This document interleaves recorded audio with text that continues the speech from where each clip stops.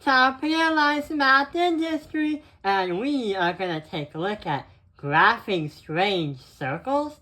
Hang on, how are we supposed to graph strange circles if we have no idea what strange circles are?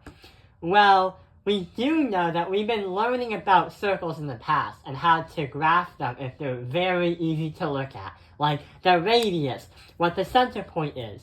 But sometimes the circles are not going to be so easy on the graph.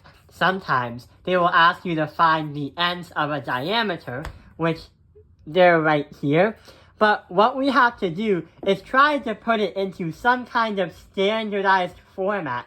So not only we understand it, but we find the radius of the circle, but also the center point of the circle. And right over here is just the ends of the diameter, not the center of the circle, nor the radius of the circle. So how are we going to find that? Well, the radius does have a diameter, and it's going to be 2 radiuses is 1 diameter. We also know that when you take a look at the circle, not only we have the diameter, which spans across, but we also have the 2 points here and here.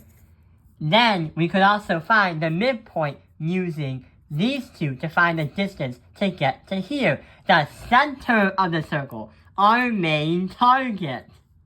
So, there are 2 things we gotta think about, is the radius and also the center point.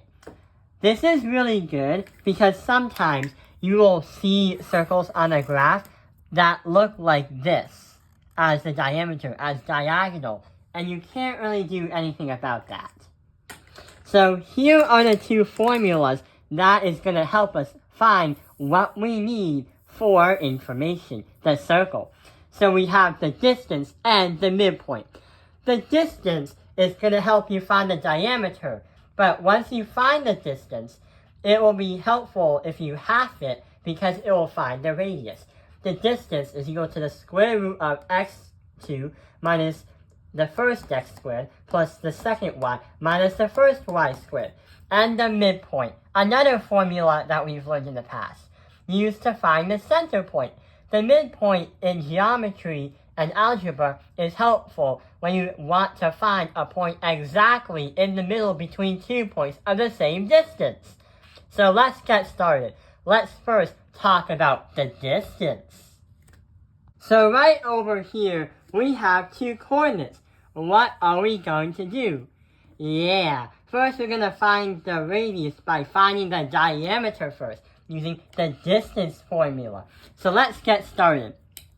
We're going to mark this as 1 and 2.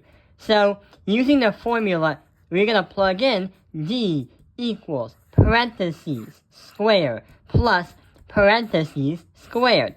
Then we have to square root the entire thing.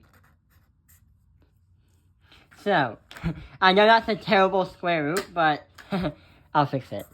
Now it looks like a square root. We have to insert for the x's and the y's. So, let's start with the x's. We have x2 minus x1.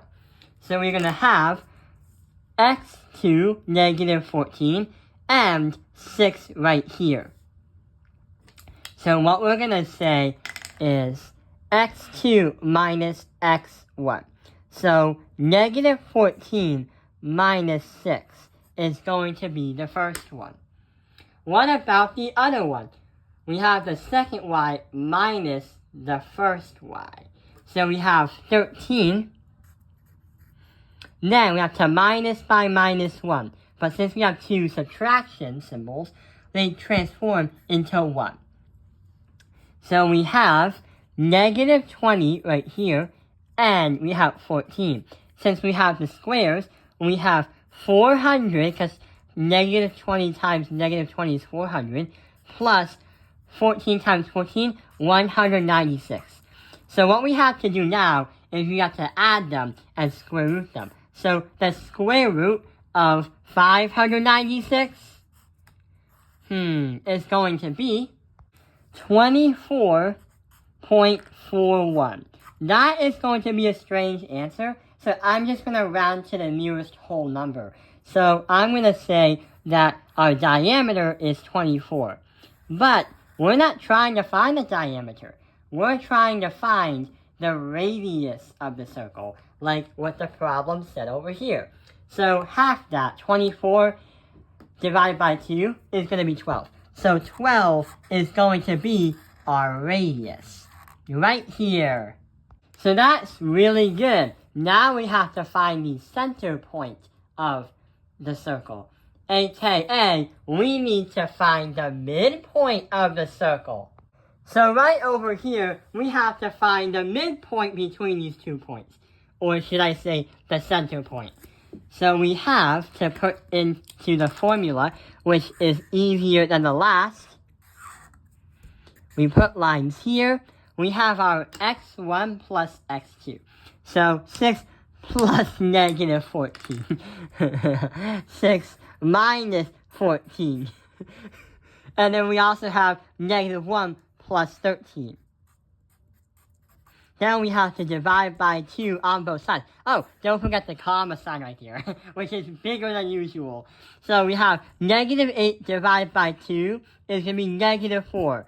But also, negative 1 plus 13 is going to be 12 divided by 2 is 6. So our center point is 4, negative 4, comma 6.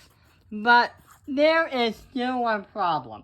It's a good thing that we have the diameter, well, should I say, the radius right here, and we also have a center point.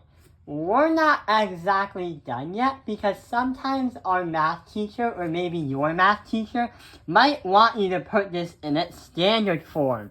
So going back from the last video where it was going to be formatted as x squared plus y squared equals your radius squared.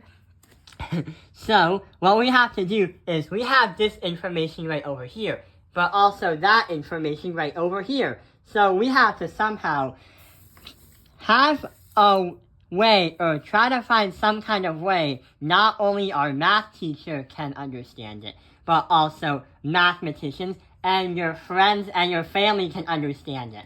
So let's get started. We have to put in the ends of the diameter, but also the center point. Let's start at the center point first. We have negative 4 and 6.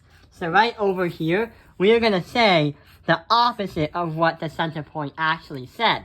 X is going to be positive 4, x plus 4 squared. Then we have to add by y minus the 6 squared in parentheses. So that is just the center point right over here. But what about the diameter? Wait, due to formatting reasons, even though we got a radius of 12, the problem or the formula is asking us for a radius of 12 squared. So in reality, we have to do 12 times 12, which is equal to 144. And we are going to put 144 into the problem, and bingo, we are done with the problem. So I guess we've hit the target bullseye. We've made one big circle. So I hope this video has helped you understand graphing strange circles. Thank you for watching Top Opinion Lines the Math Industry. Like and subscribe. And I also hope that you are able to teach this lesson in circles with your friends and your classmates. See you around!